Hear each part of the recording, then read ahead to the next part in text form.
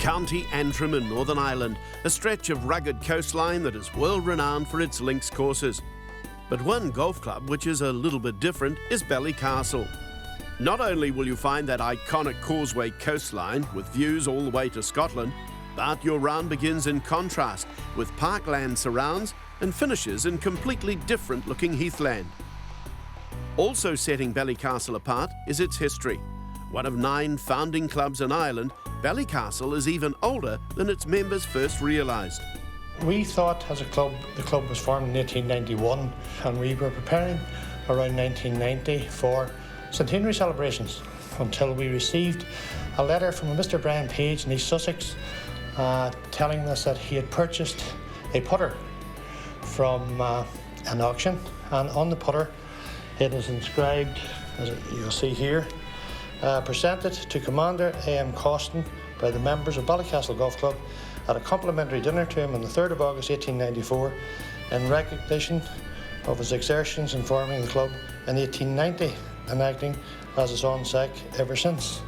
So that was the first real proof that we had, concrete proof, that the club was formed in 1890.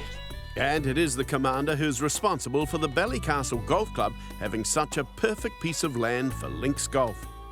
Commander Causton retired from the Navy and came over to Northern Ireland and he joined the Coast Guard. And he thought that this land in front of the golf club now at present, which is called the Warren, was dune-based land that he could make a golf course of it.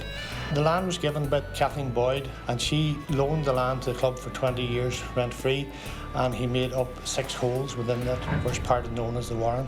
The Warren makes up a third of the course, and as the head professional Damien McAvoy explains, around at Ballycastle there's ever-changing scenery and challenges. We have a parkland side to the golf course, which involves the Margie River running through 2 of the holes. We then cross over the road and we have the links side, which is the old Warren. And then up on top of the golf course we have more of a heathland sort of style to the golf course. So we sort of have 3 sides to the golf course really, which makes it very interesting.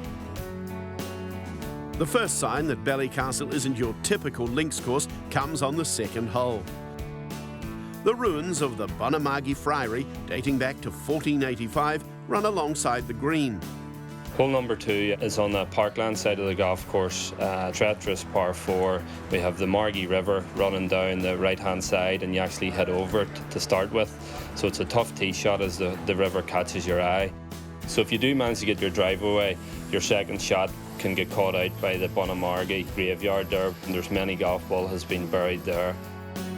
If you do get your shot up towards the green, it's actually protected by out of bounds to the right of the green and by 2 bunkers either side of the green. So the second is definitely a card wrecker very early on in your round of golf. Number 7 is on the links side of the golf course. It's on the Warren side. You have the beach on your left-hand side, out of bounds running down the left. It's also called a glory hole, so you have to head over a big ravine. So if you're not carrying the ball about 180 yards, basically the golf ball's gone. You have rough running down the left and you have a lot of tight rough running down the right-hand side. Fairway is a must hit. If the pin is cut left, it is nearly impossible to get at because we have a ridge running across the green, and any shot that is left of the green will be wet because the beach cuts in as well from the out of bounds to the left of the green on 7, so it's a must-hit green. Ballycastle and its neighbouring courses in County Antrim are a popular stop for golfing tourists, and golf is growing locally thanks to 3 major winning Northern Irishmen. The club, like many others, has suffered in the last 5 or 6 years due to the financial situation around the world. But with Darren Clark winning the Open last year and with Rory and Graham McDowell up the road, as we would say in Royal Portrush and Rathmore, there's been profound interest within golf and within the town and within the north. Darren was actually a life member of the club. His father was a greenkeeper here until about 6 years ago. So he would have a great affinity with Ballycastle Golf Club, and his father was actually over here on Monday playing around the golf. He's a life member as well. So there's a closeness there, and as I say, with Rory and GMAC and Darren, we're finding we've got a lot of southern visitors coming over and a lot of American visitors coming over, and I would say it's due to the fact of the publicity of the major champions in the major capital of the world, as I say, is the north coast of Antrim.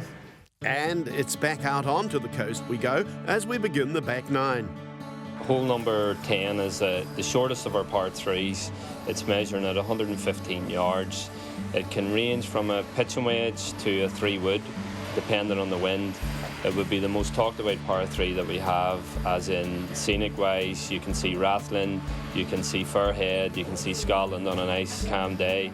It's spectacular because you're on a really pinpoint of a tee box, surrounded by a drop either side. You're hitting uphill. You can only see the top of the pin. You can never see the bottom of the pin to a treacherous green. So there's no flat bit on the green. So hitting the green does not necessarily mean you'll make par. There's many people have putted off the green and back on and back off. So it is a treacherous hole. The round at Ballycastle is completed amongst the heathland. Hole number 17, long par 3, over 180 yards. Again, I've hit 9-iron onto that green. I've also used driver on that hole with the wind against. A lot of time people just can't play the hole because when you're standing in that tee box looking at the views of everywhere, your mind wanders somewhere else. Protected by bunkers, always landing on a tricky surface, long narrow green. It's a must-hit straight shot. The town of Ballycastle has a population of 12,000, and the combination of golf and the coastline make it an attractive destination. If you go west, you have Bushmills and the Giant's Causeway. If you go right, you have the Glens of Antrim, which are well known in the UK and in Europe. It's been one of the scenic pieces of tourism for people to see. And golfing is helping that an awful lot. And because of that, and the likes of the Northern Ireland Tourist Board and the local tourism board, that we're now working in conjunction with them to try and attract more visitors to the area. We're very lucky to be so close to all the local great golf courses that we have here.